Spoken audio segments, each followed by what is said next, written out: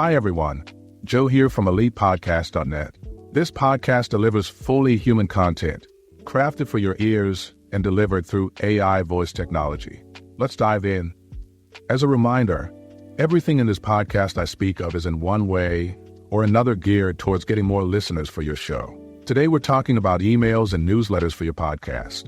These two methods are still the best and cheapest way to reach your listeners outside of your podcast.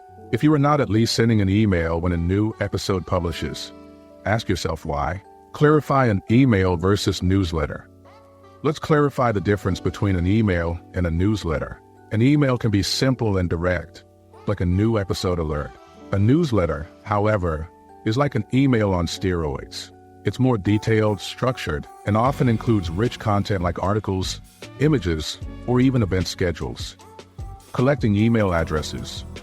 To start, you'll need those email addresses.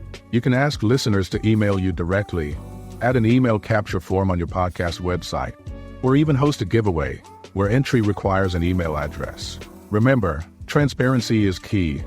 Always inform your audience that you are adding their email to your list. Content of the emails. When a new episode drops, send an email. Yes, they'll see it in their RSS feed, but your email can include extras.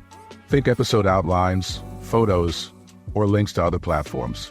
Make sure to include all the usual show notes, links to listen on Apple, Spotify, your website, and any relevant content links. Also, don't forget to highlight other parts of your podcast, such as a Facebook group or something similar. Further engagement.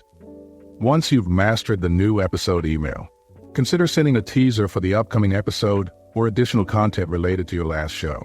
This keeps the conversation going and keeps your listeners engaged. Newsletters. With newsletters, you're not just notifying, you're providing value. For example, a podcast about dirt bikes monthly newsletter could offer in-depth episode summaries, industry news, racing schedules, or recommendations for gear. This not only boosts engagement, but also makes your content more shareable to other listeners. Take action. Start integrating emails and newsletters into your podcast production schedule if you haven't already. It's cost-effective, it's direct, and it's personal. Remember, fostering listener engagement through these methods isn't just about promotion. It's about listener experience and community building. Reach out to me if you have any more questions at ElitePodcasts-dot-net, where I help podcasters with any part of their show.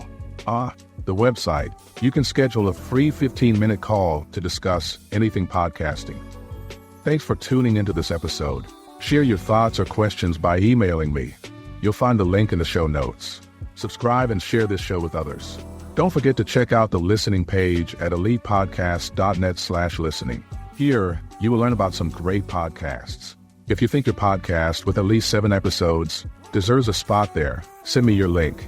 Keep making your podcast elite with Joe from ElitePodcasts.net. Chat with you next time.